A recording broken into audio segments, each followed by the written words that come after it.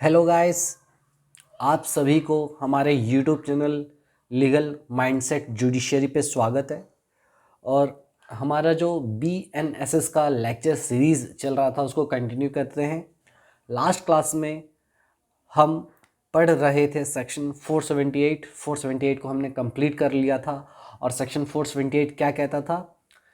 Regular bell इन bailable offence. ठीक है, जब भी बेलेबल ऑफेंस होता है तो उस समय बेल किस तरीके से बेल का प्रोविज़न वगैरह है हमने वो डिस्कस किया था सेक्शन 478 में। ठीक है, तो जो फर्स्ट टाइम इस लेक्चर को देख रहे हैं गाइस, आप सभी के लिए disclaimer, you have to play the video at least at the speed of 1.5x और मोर। ठीक है भैया, 1.5x या फिर उससे ज़्यादा स्पीड में आपको देखना है, तभी आपको समझ में आएगा। समझ में आ रहा है? और दूसरी बात ये, और ये तो पहला बात हुआ। दूसरा बात क्या सर? दूसरा बात ये है कि वीडियो भले ही थोड़ा स्लो लग सकता है आपको, बट कंटेंट आपको बहुत ही अच्छा मिलेगा, ये मैं इस बात का गारंटी आपको ज़रूर दे सकता हूँ। सर थोड़ा गैप हो जा रहा है वीडियो बनाने में। देखिए होता क्या है कि थोड़ा टाइम का इशू होता है मेरा। दूसरी बात ये, तबीयत थोड़ा कभी कभी ख़राब हो जाता है, तो बीच में क्या आ जाता है, एक गैप आ जाता है। ठीक है, तो फिर भी मैं कोशिश करता हूँ जब कभी भी मुझे टाइम मिलता है आप लोगों के लिए वीडियो लाने का। ठीक है, तो चलिए आगे बढ़ते हैं और मुझे बताइए सेक्शन 478 कुछ याद है आपको? सर 478 तो याद तो है सर। ठीक है, 478 देखिए याद था, तो इसको एक बार बस शॉर्टली रिवाइज कर लें क्या? ठीक है सर, बता दीजिए। तो सेक्शन 478 बोलता था कि रेगुलर बेल किस तरीके से मिलता है बेलेबल ऑफेंस में। इसमें यह था कि अगर कोई बंदा जो कि एक्यूज्ड है बेलेबल ऑफेंस का, वो अरेस्ट किया जाता है या फिर उसको डिटेन किया जाता है बिना वारंट के, या फिर वो खुद से सरेंडर करता है, या फिर उसको लाया जाता है कोर्ट और वो बेल देने के लिए रेडी रहता है, तो उसको बेल पे रिलीज़ करना पड़ेगा क्योंकि उसका राइट है। ठीक है, फिर ये बताया गया था कि इंडिजेंट पर्सन मतलब कौन? गरीब आदमी किसको बोलेंगे कानून के नज़र में? जो अरेस्ट होने के बाद, ठीक है, 1 हफ्ता के अंदर बेल बॉन्ड सबमिट नहीं कर पाए तो हम उसको इंडिजेंट बोलेंगे। ठीक है, अच्छा। और जो इंडिजेंट पर्सन होगा उसको बेल बॉन्ड देने का ज़रूरत है क्या? नहीं, उसको पर्सनल बॉन्ड में छोड़ सकते हैं। ठीक है, अच्छा। सेक्शन 478 में कौन बेल देता है? पुलिस ऑफिसर और कोर्ट दोनों। तो कोर्ट यहाँ पर कौन सा कोर्ट है? Magistrate court. तो सर क्या कोर्ट ऑफ सेशन और हाई कोर्ट नहीं दे सकते हैं क्या बेल इन बेलेबल ऑफेंस में? दे सकते हैं भाई। कोर्ट ऑफ सेशन और हाई कोर्ट किसी भी केस में भी बेल दे सकते हैं, बट क्या है ना, उनका पावर अलग सेक्शन में है, तो इसलिए हम लोग यहाँ पर नहीं पढ़ रहे हैं। तो हमको बस ये देखना है सेक्शन 478 में बेल कौन देगा? मजिस्ट्रेट कोर्ट देगा या फिर पुलिस ऑफिसर देगा। ठीक है, ये था दो ओवरराइडिंग प्रोविजंस जो कि सेक्शन 478 को अफेक्ट, जो कि ये जो है सेक्शन 478 जो है ये दो प्रोविजंस को अफेक्ट नहीं करेगा। ठीक है, इसके अलावा हमने और क्या पढ़ा था कि अगर बेल कंडीशन को तोड़ा तो क्या क्या कर सकते हैं। ठीक है, मतलब बेल कंडीशन को तोड़ने को क्या बोलते हैं? बेल जंप बोला जाता है। ठीक है, तो अगर कोई बंदा बेल पे निकला, ठीक है, और बेल के कंडीशंस को नहीं माना, तो कोर्ट उसको क्या कर सकता है? उसके बेल को क्या कर सकता है? रिफ्यूज़ कर सकता है, कैंसिल नहीं कर सकता। पढ़े थे, कैंसिल नहीं करेगा भैया, रिफ्यूज़ कर देगा। जब कभी उसको नेक्स्ट केस, सेम केस में जब कभी भी नेक्स्ट टाइम उसको पकड़ के लाया जाएगा सेम केस में, तो उसका बेल को रिफ्यूज़ कर दिया जाएगा। ठीक है, फिर हम लोग Janardan Yadav versus state of Bihar में ये पढ़े कि भैया मजिस्ट्रेट के पास पावर नहीं है बेल को कैंसिल करने का। ठीक है, अच्छा, रिफ्यूज़ करेगा वो। फिर ये सब पढ़े थे, राशिक लाल वर्सेस किशोर का केस पढ़े थे, वही है। चलिए आगे बढ़ते हैं। सर आज पढ़ेंगे सेक्शन 479, क्योंकि 480 जो है थोड़ा बड़ा सेक्शन है, तो उसके लिए अलग से क्लास लिया जाएगा। तो आज का क्लास डेडिकेटेड सेक्शन 479 को लेके है। ठीक है, तो सेक्शन 479 क्या कहता है? देखो ध्यान से देखो। सेक्शन 479 बेसिकली है यूटीपीज़ के लिए। किसके लिए है? यूटीपीज़ के लिए। सर यूटीपी मतलब क्या सर?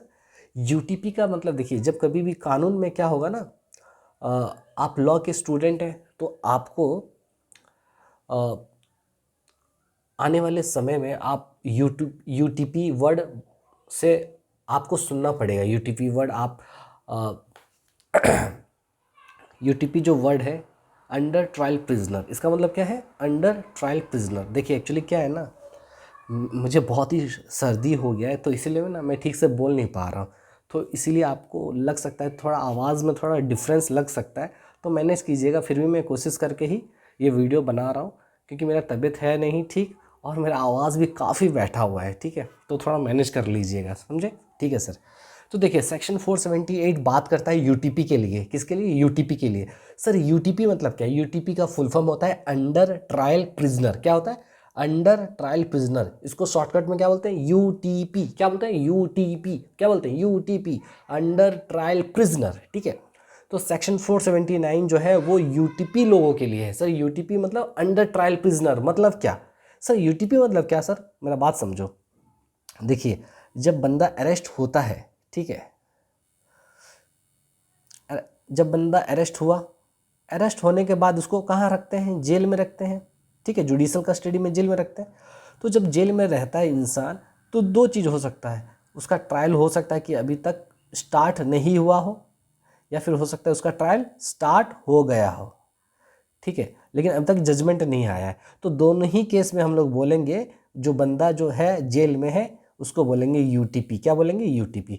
तो जो बंदा जेल में है वो यूटीपी है। क्या है? यूटीपी है।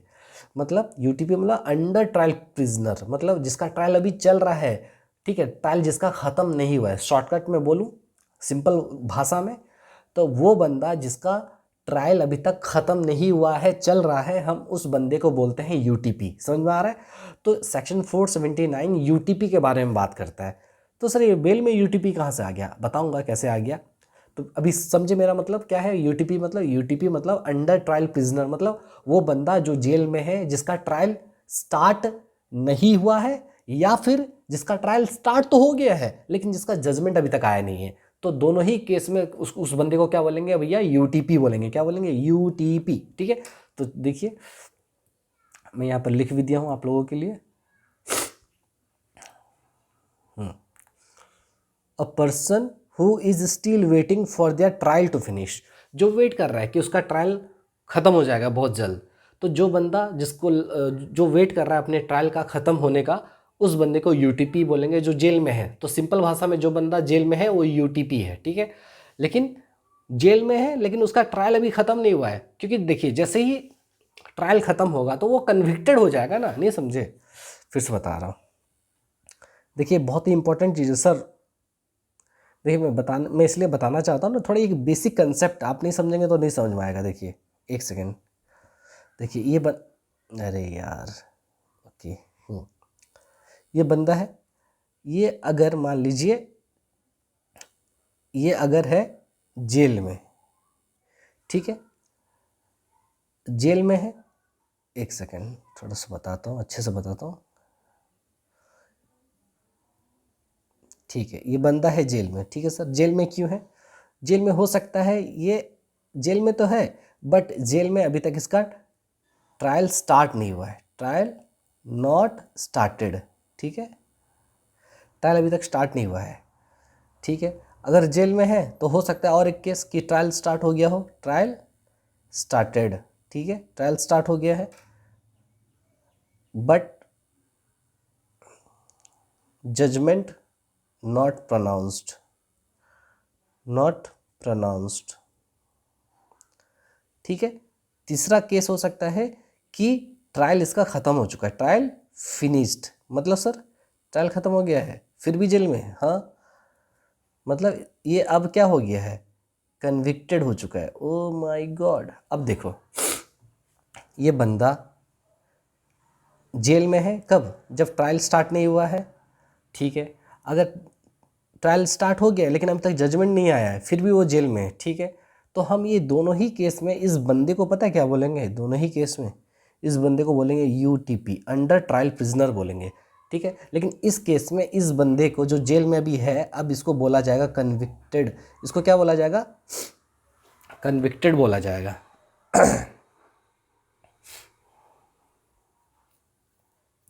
ठीक है। तो ये एक बार उसको सज़ा मिल जाएगा तो भैया अब वो कन्विक्ट हो गया। क्या हो जाएगा? कन्विक्ट बोला जाएगा इसको, ठीक है। यहाँ यूटीपी, यहाँ कन्विक्ट बन जाएगा। ये क्या बन जाएगा? कन्विक्ट, ठीक है। तो जेल अभी तक ट्रायल अगर स्टार्ट नहीं हुआ है या फिर ट्रायल स्टार्ट हो गया, जजमेंट अभी तक नहीं आया है, तो उस बंदे को यूटीपी बोलेंगे। लेकिन ट्रायल ख़त्म हो चुका है ठीक है, जजमेंट प्रोनाउंस्ड हो चुका है। यहाँ पर क्या हो गया, ट्रायल फिनिश्ड मतलब क्या, ट्रायल फिनिश्ड मतलब जजमेंट प्रोनाउंस्ड, समझे, जजमेंट प्रोनाउंस्ड, भैया जजमेंट आ चुका है कोर्ट का, तो उस जो बंदे का जजमेंट आ चुका है उसके बाद वो कोर्ट में, उसके बाद वो जेल में अगर अपना सज़ा काट रहा है तो उसको कन्विक्ट बोलेंगे। क्या बोलेंगे, कन्विक्ट। अब उसको यूटीपी नहीं बोला जाएगा, उसको कन्विक्ट बोला जाएगा। लेकिन बंदे का ट्रायल अभी चल रहा है, जजमेंट आया नहीं है या फिर ट्रायल स्टार्ट ही नहीं हुआ है, उस केस में उसको क्या बोलेंगे, यूटीपी बोलेंगे। समझ में आ गया, ये बहुत ही बेसिक बात था, बहुत लोग को पता नहीं होगा इसलिए मैं बता दिया। समझ में आया। तो अगर कोई भी आपको पूछेगा कन्विक्ट कौन है, यूटीपी कौन है, समझ में आ जाएगा तो हाँ सर समझ में आ जाएगा। तो यूटीपी कौन है, जिसका ट्रायल अभी भी चल रहा है, ख़त्म नहीं हुआ है, वो यूटीपी है। और जिसका ट्रायल ख़त्म हो चुका है वो कन्विक्ट है, सीधा सा बात है। ठीक है सर, समझ गए। ठीक है, चलिए आगे बढ़ते हैं। ओके तो देखिए सेक्शन 479 का हेडिंग बोलता है maximum period for which N under trial prisoner can B detained. बोल रहा है कि क्या वो मैक्सिमम पीरियड होगा जिस पीरियड के लिए आप यूटीपी को डिटेन करके रख सकते हैं। ठीक है, तो बोल रहा है कितने पीरियड तक के लिए आप उस बंदे को डिटेन करके रख सकते हैं। मतलब सर बता रहा हूं,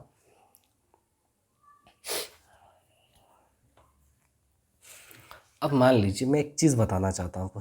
क्या सर, इसको ड्रॉ कर लीजिएगा। ठीक है, मैं इसको मिटा रहा हूँ। हाँ ठीक है सर, इसको मैं मिटा दे रहा हूँ।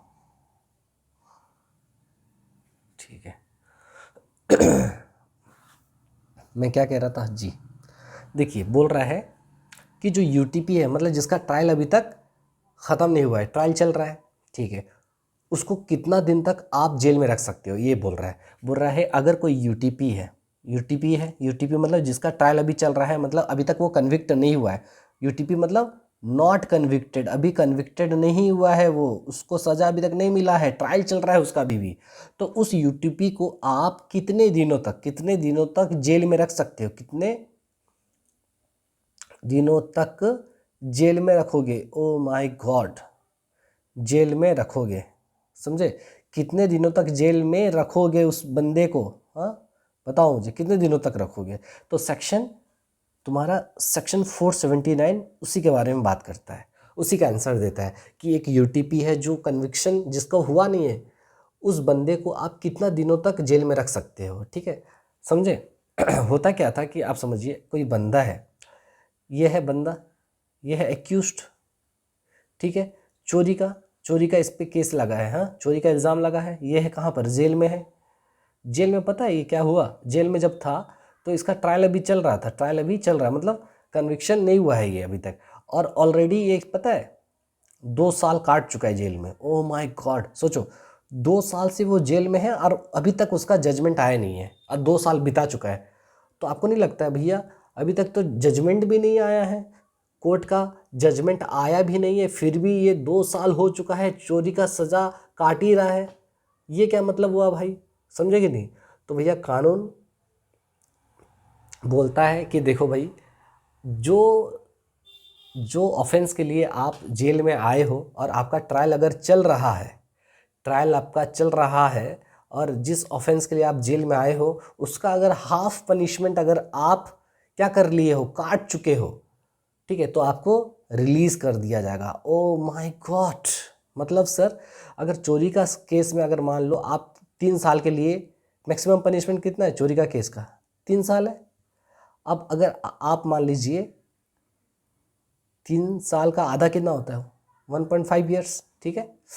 अब 1.5 साल अगर आप 1.5 साल बिता चुके हो कहाँ पर, जेल में, तो आपको रिलीज़ कर दिया जाएगा। ये है कानून। अच्छा आइए पढ़ते हैं, इसी को अच्छे से पढ़ेंगे समझ में आ जाएगा। ठीक है, तो यूट्यूब तो इसमें ये बोलता है कि कितने दिनों तक आप एक बंदे को जेल में रख सकते हो, ठीक है, जो अभी तक कन्विक्ट हुआ भी नहीं है। ठीक है आइए, this section deals with how long an under trial prisoner can be kept in jail before they must be released on bail. ठीक है, कि कितने दिन तक उसको जेल में रखोगे। आइए जनरल रूल क्या बोलता है, देखिए सेक्शन 471 का सबसेक्शन 1 आप जब देखेंगे तो ये बोलता है, ये है कि if a person is in jail during the investigation, inquiry और ट्रायल। बोल रहा है कि अगर कोई बंदा जेल में है, कब? इन्वेस्टिगेशन के दौरान, इंक्वायरी के दौरान या फिर ट्रायल के दौरान। अच्छा मुझे बताओ तो आप लोग में से इन्वेस्टिगेशन कौन करता है? सर इन्वेस्टिगेशन कौन करेगा? इन्वेस्टिगेशन करता है भैया पुलिस, याद है? इन्वेस्टिगेशन पुलिस करता है। अच्छा इंक्वायरी कौन करता है? इंक्वायरी कौन करता है? इंक्वायरी भैया कोर्ट करता है। ओ माय गॉड, समझे? तो पुलिस हमेशा इंक्वायरी करता है और पुलिस हमेशा इन्वेस्टिगेशन करता है और इंक्वायरी हमेशा कोर्ट करता है, याद रखिएगा, ठीक है।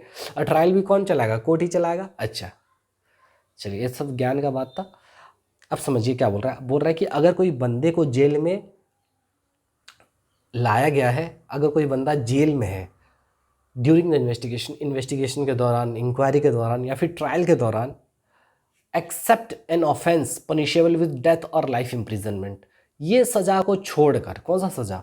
डेथ और लाइफ इम्प्रिजन वाले सज़ा को छोड़कर, मतलब मर्डर, डकैती, रेप, जो कि बहुत ही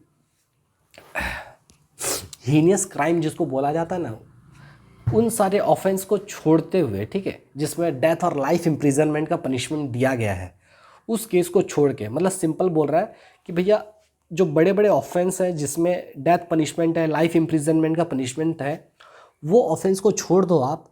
बाकी ऑफेंस में अगर आप जेल आए हो, ठीक है, और आप जेल में कितना दिन काट चुके हो, जेल में जितना पनिशमेंट है for maximum punishment period of that offence, जितना मैक्सिमम पनिशमेंट है उस ऑफेंस का, ठीक है, उसका हाफ अगर काट चुके हो जेल में, they have been in jail for half of the maximum punishment period of that offence. मतलब क्या? उस ऑफेंस का जो मैक्सिमम पीरियड है, पनिशमेंट पीरियड है उस ऑफेंस का, उसका आधा अगर आप जेल में सज़ा काट चुके हो तो कोर्ट आपको क्या करेगा? Oh my God, the court must release them on bail. तो कोर्ट आपको रिलीज करेगा ही करेगा, करेगा ही करेगा, मस्ट रिलीज, मतलब कोर्ट आपको रिलीज करेगा ही। सर नहीं समझे सर, क्या बोलना चाहते हो? देखिए मैं ये कह रहा हूँ, अगर आप किसी भी ऑफेंस के लिए जेल गए, ठीक है, और उस ऑफेंस के लिए जेल गए जिस ऑफेंस में डेथ और लाइफ इम्प्रिजनमेंट का पनिशमेंट नहीं दिया गया है, ठीक है सर, ठीक है, मान लो ग्रीवस हर्ट के लिए चले गए। अब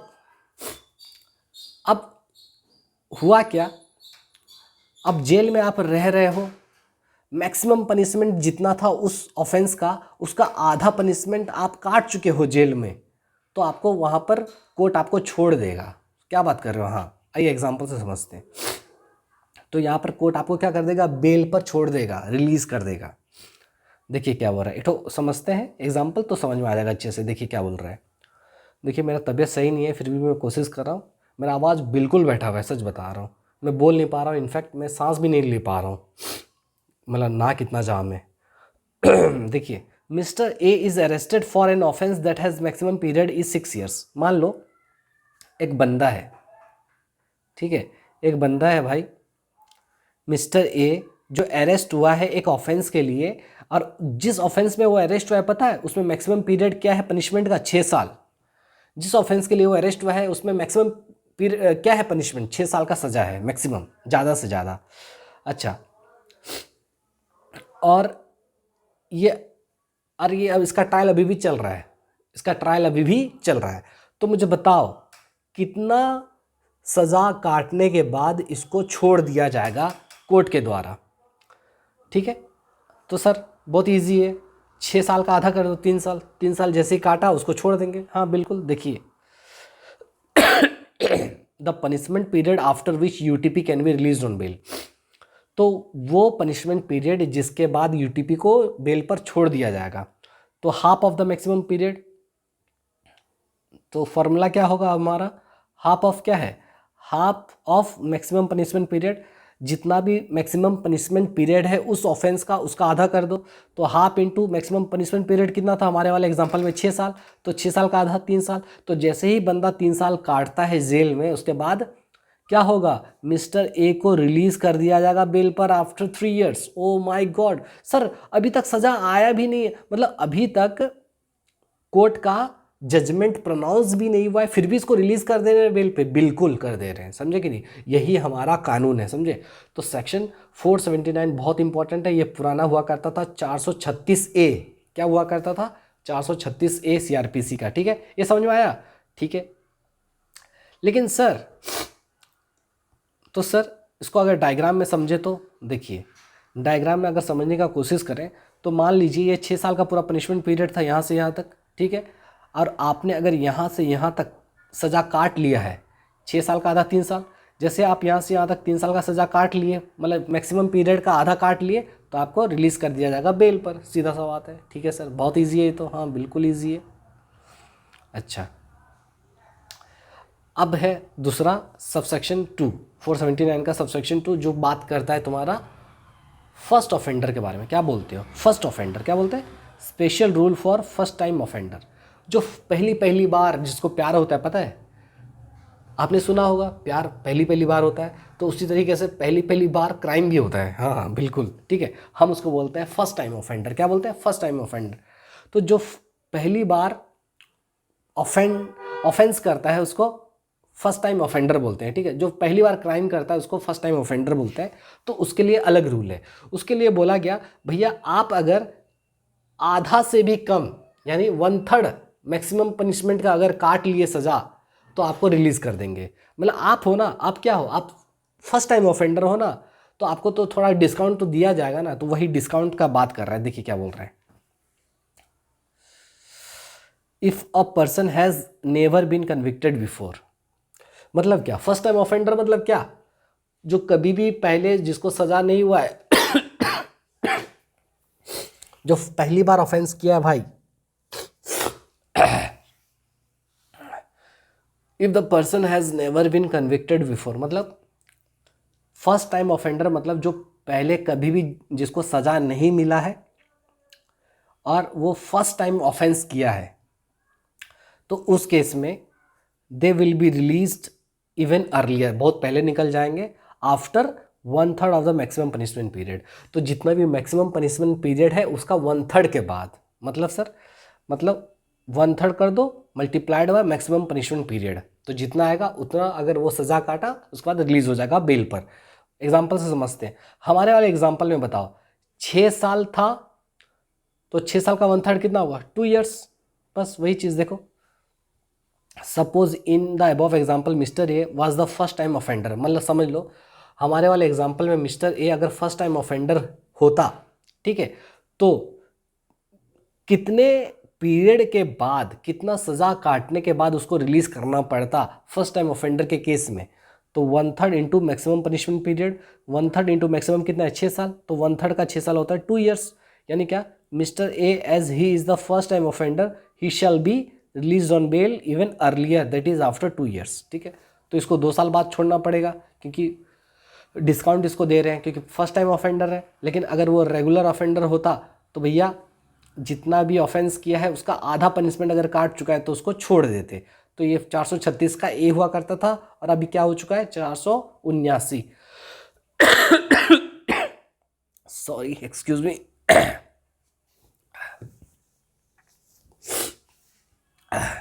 समझ में आया, ठीक है सर। आइए कुछ इंपॉर्टेंट पॉइंट्स पढ़ते हैं।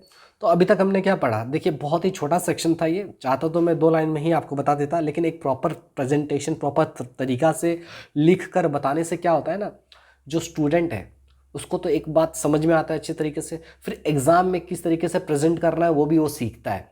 अगर देखो ये दो, पता है इसको समझाने का कुछ बात ही नहीं है, अगर मैं बस एक छोटा सा ना शॉर्ट्स बना के बता दूँ तो आपको समझ में आ जाएगा, लेकिन भैया एक प्रॉपर एक तरीके से बताने में ना टाइम लगता है और एफर्ट्स, देखिए बहुत एफर्ट्स लगता है ये सब चीज़ करने में, आप इसको मजाक नहीं सोचिएगा। समझ में आ रहा है मैं क्या बोल रहा हूँ, ठीक है। तो मैं क्या बोला, अभी तक हमने क्या पढ़ा कि भैया यूटीपी लोगों के लिए कानून ये है कि अगर कोई बंदा किसी भी ऑफेंस में आया है जेल, सिर्फ जिसमें लाइफ इम्प्रिजनमेंट और डेथ पेनल्टी नहीं है उस ऑफेंस में, अगर वो बंदा उस ऑफेंस का हाफ पनिशमेंट क्या कर चुका है, काट चुका है, तो उसके बाद वो बेल पर रिलीज़ हो जाएगा, ठीक है। अगर फर्स्ट टाइम ऑफेंडर है तो जितना मैक्सिमम पनिशमेंट है उसका 1/3 अगर काट चुका है तो उसको रिलीज़ कर देंगे, बस यही है रूल, ख़त्म। कुछ इंपॉर्टेंट पॉइंट आइए पढ़ते हैं, क्या है important point. The court can extend his detention period beyond 3 years only if it provides valid reasons. ठीक है, देखिए बोल रहा है कि यहाँ पर पहले वाले एग्जाम्पल में 3 साल बाद छोड़ना पड़ता था, है ना। तो बोल रहा है कोर्ट ये क्या कर सकता है, ये जो 3 साल का कैलकुलेशन निकल के आया, इस 3 साल को थोड़ा एक्सटेंड भी कर सकता है वैलिड रीजंस के वजह से। बस आपको ये समझना है, ठीक है। Mister A can not be kept in jail, mister A can not be kept in jail for more than 6 years if trial is still pending. दूसरी बात क्या, अगर मान लो ट्रायल अभी भी खत्म नहीं हुआ है तो 3 साल बाद तो उसको छोड़ना था, ठीक है। लेकिन मान लो 3 साल बाद अगर नहीं भी छोड़े तो 6 साल बाद तो आपको छोड़ना ही पड़ेगा भाई, क्योंकि मैक्सिमम पनिशमेंट है 6 साल और आपका जजमेंट अभी भी नहीं आया है, तो क्या फिर भी वो सज़ा काटेगा क्या? समझे कि नहीं। मान लो एक ऑफेंस था जिसमें पनिशमेंट है 6 साल, 6 साल हो गया और अभी तक उसका जजमेंट आया नहीं है, ट्रायल चल ही रहा है भाई, तो इंसान क्या करेगा, कबूल कर लेता था पहले कि हाँ मैं ही क्राइम किया हूँ, वरना फिर वहाँ से फिर स्टार्ट होता उसका अलग से पनिशमेंट, समझे कि नहीं। तो इसीलिए ये प्रोविज़न को लाया गया। तो देखिए, तो वही बोल रहा है कि किसी भी हालत में मिस्टर ए 6 साल से ज़्यादा का सज़ा नहीं काट सकता, क्योंकि वही मैक्सिमम पनिशमेंट है भाई, ठीक है। Here the release shall be automatic. O my God, ये बहुत इंपॉर्टेंट है, देखिए। अरे यहाँ पर रिलीज क्या है, ऑटोमेटिक रिलीज है। ऑटोमेटिक रिलीज वाला समझे कि जैसे ही आप कोई सा भी मान लो पनिशमेंट के लिए, फॉर एग्जांपल मैं बता रहा हूँ, देखो एक पनिशमेंट के लिए आए, फॉर एग्जांपल 3 साल का पनिशमेंट था, ठीक है, 3 years का, आपका 1.5 years हो गया। जैसे आपका 1.5 साल आपने काटा जेल में, तो आप ऑटोमेटिक रिलीज हो जाओगे। सर ऑटोमेटिक मतलब क्या सर? ऑटोमेटिक मतलब अब आपको ज़्यादा एफर्ट्स नहीं देना पड़ेगा, काम यहाँ पर कौन करेगा, यहाँ पर जेल का जो सुपरिटेंडेंट है ना भाई, जेल सुपरिटेंडेंट, वो ये सारा चीज़ काम करेगा। ओ माय गॉड, वो बताएगा किसको, कोर्ट को, कि भैया ये जो आदमी है ये इतना सज़ा यहाँ पर काट चुका है, समझे कि नहीं। ओ माय गॉड, तो इसलिए बोल रहा है कि ऑटोमेटिक रिलीज़ हो जाओगे। अच्छा, तो वही बोल रहा है, देखिए। तो यहाँ पर जो जेल होगा क्या होगा, ऑटोमेटिक होगा। सेक्शन 479 का सबसेक्शन 3 इसी के बारे में बोलता है। जेल जो होगा यहाँ पर, रिलीज़ जो होगा, जेल क्या बोल दिया मैं, रिलीज़ जो होगे आप, ऑटोमेटिक रिलीज़ हो गए यहाँ पर, ठीक है। अच्छा सर, कब कब एक बंदे को जो कैलकुलेशन जो आया, कैलकुलेटेड पीरियड के बियॉन्ड हम लोग रख सकते हैं। जैसे 6 साल का आधा यहाँ पर कितना था, 6 साल का आधा 3 साल, 3 साल के बाद तो आपको छोड़ना ही पड़ेगा। हाँ, 3 साल को एक्सटेंड कर सकते हैं वैलिड रीजन के वजह से, वो कोर्ट डिसाइड करेगा। बट कौन कौन से मतलब कौन कौन से केसेस में इस पीरियड को बढ़ा सकते हैं, ये 3 साल का पीरियड को बढ़ा सकते हैं, ये जो कैलकुलेशन निकल के आया 3 साल, इसको बढ़ा सकते हैं। देखो क्या बोल रहा है, when can be kept longer, when can, ये क्या लिख दिया हूँ मैं, बीच में कुछ गायब हो गया है। व्हेन कैन,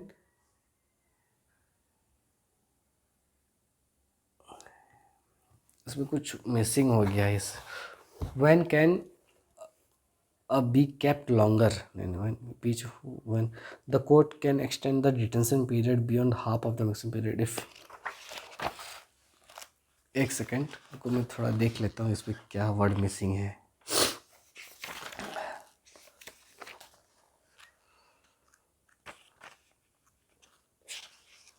व्हेन कैन, वही तो, व्हेन कैन, एक सेकेंड इसको, व्हेन कैन अ पर्सन, ठीक है, व्हेन कैन अ पर्सन है ये, ठीक है।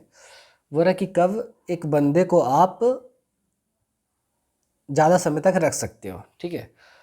मतलब कैलकुलेशन पीरियड के, कैलकुलेटेड पीरियड के बियॉन्ड भी आप रख सकते हो, समझे कि नहीं। जैसा हमारे दोनों एग्जांपल में, ये आया 2 साल, उधर आया 3 साल, तो ये 2 साल और 3 साल को एक्सटेंड कर सकते हैं क्या? हाँ कर सकते हैं। तो वो बोल रहा है कौन कौन से, मतलब कब कर सकते हैं, कब 2 साल 3 साल को एक्सटेंड कर सकते हैं।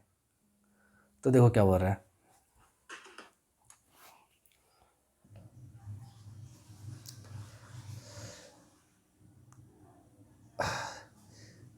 पता नहीं ये वीडियो पॉज हो गया था कब से, मुझे तो पता नहीं है कब से ये पॉज हो गया है। और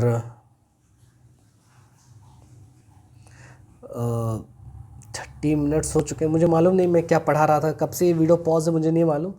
चलिए छोड़िए। तो मैं क्या कह रहा था आपको, एक बार अभी तक जो जितना पढ़े उसको रिवाइज़ कर लेते हैं। हमने ये पढ़ा कि भाई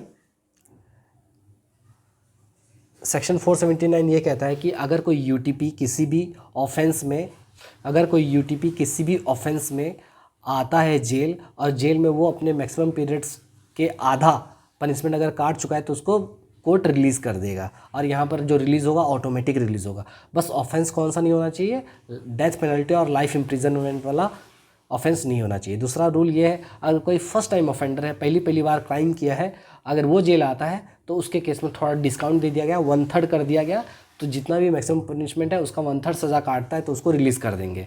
सेक्शन 479 का सबसेक्शन 3 में ये सारा ड्यूटी किस पर डाल दिया गया है, जेल सुपरिटेंडेंट पर, कि वो कोर्ट को बताए कि ये बंदे ने इतना सज़ा, ये जो बंदा है इतना सज़ा काट चुका है जेल में, इसका मैक्सिमम पीरियड इतना था, उसका ये इतना सज़ा काट चुका है, इसको उसका रिलीज़ करने का प्रोसेस कौन बताएगा, तुम्हारा जेल सुपरिटेंडेंट बताएगा, किसको, कोर्ट को बताएगा। समझ में आ गया। तो ये सारा चीज़ हमने पढ़ लिया है और नेक्स्ट क्लास में सेक्शन 480 पढ़ेंगे हम लोग, ठीक है। अच्छा, और हमने क्या पढ़ा कि सर क्या ये जो 1/3 और 1/2 जो पीरियड निकल के आता है कैलकुलेट करने के बाद, क्या इसको एक्सटेंड कर सकता है क्या कोर्ट? बिल्कुल कर सकता है, लेकिन उसके लिए रीजंस रिकॉर्ड करना पड़ेगा, ठीक है। ये पढ़े। अच्छा, और हमने क्या पढ़ा, जो भी मैक्सिमम पीरियड है पनिशमेंट का, क्या उससे ज़्यादा सज़ा बंदा कोई काट सकता है क्या? नहीं काट सकता। जैसे 6 साल का पनिशमेंट था तो 6 साल से ज़्यादा का पनिशमेंट वो काट सकता है क्या? नहीं काट सकता, ठीक है। तो ये सारा चीज़ हमने पढ़ ली है और बाकी पढ़ेंगे नेक्स्ट क्लास में। तब तक के लिए बाय, टेक केयर। मुझे लग रहा है सॉरी देखिए मेरा तबीयत बिल्कुल अच्छा नहीं है, फिर भी मैं बना रहा हूँ आप लोग के लिए वीडियो। तो एफर्ट्स को ज़रूर अप्रिशिएट कीजिएगा और बताइएगा क्लास कैसा लगा, ठीक है। मिलते हैं नेक्स्ट वीडियो में, तब तक के लिए बाय, टेक केयर। मैं हूँ आपका दोस्त सैम और पढ़ते रहिए।